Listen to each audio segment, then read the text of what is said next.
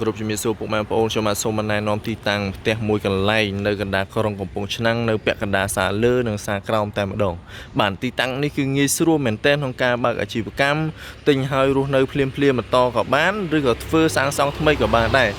ដីនឹងផ្ទះរបស់យើងនេះគឺមានទំហំដីបើទំហំដី5ម៉ែត្រ5ម៉ែត្រ8គុណនឹង50ហើយចំណែកឯ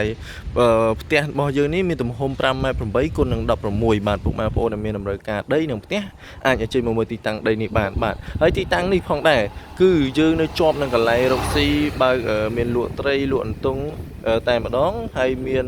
ដីទល់មុខនេះមានកន្លែងលក់មញ៉ែលក់សទូចហើយជាប់នឹងមន្ទីរពេទ្យទល់មុខនឹងមន្ទីរពេទ្យហើយពេទ្យថ្មីមានកន្លែងលក់ចាប់ពួយមានតូបផ្សេងជាច្រើនមែនតើពុកម៉ែបងប្អូនដែលមានតម្រូវការណាទីតាំងកន្លែងរកស៊ីហើយទៅមុខបន្តិចនោះពុកម៉ែបងប្អូនទៅមុខបន្តិចហើយជា1គីឡូនោះទៅដល់កន្លែងរដ្ឋកោទឹកចាស់ដល់វត្តជាតេពោះទៅមុខបន្តិចដើមស្រល់កន្លែង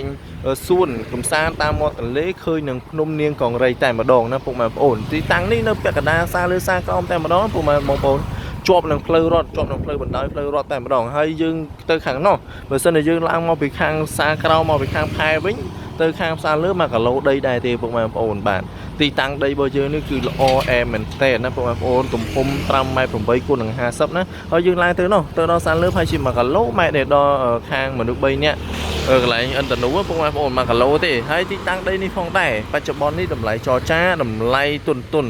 ប្រភេទប្លង់រឹងតម្លៃ59000ចរចាណាពុកម៉ែបងប្អូន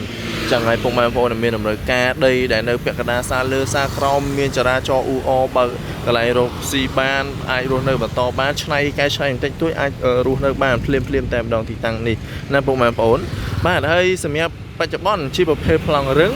កាត់ប្លង់ជូនតែម្ដងពុកម៉ែបងប្អូនណាតម្លៃយើងនេះណាតម្លៃល្អតម្លៃសមរម្យតម្លៃក្រោមទីផ្សារពុកម៉ែបងប្អូនអាចអញ្ជើញមកមើលទីតាំងបានឬក៏ប្រព័ត៌មានមកខាងខ្ញុំបាទនឹងស្នើសុំឬក៏សោដើម្បីចូលមកមើលទីតាំងដីនេះបានណាពុកម៉ែបងប្អូនអញ្ចឹងហើយពុកម៉ែបងប្អូនមានតម្រូវការដីអាចអញ្ជើញសាកសួរឬក៏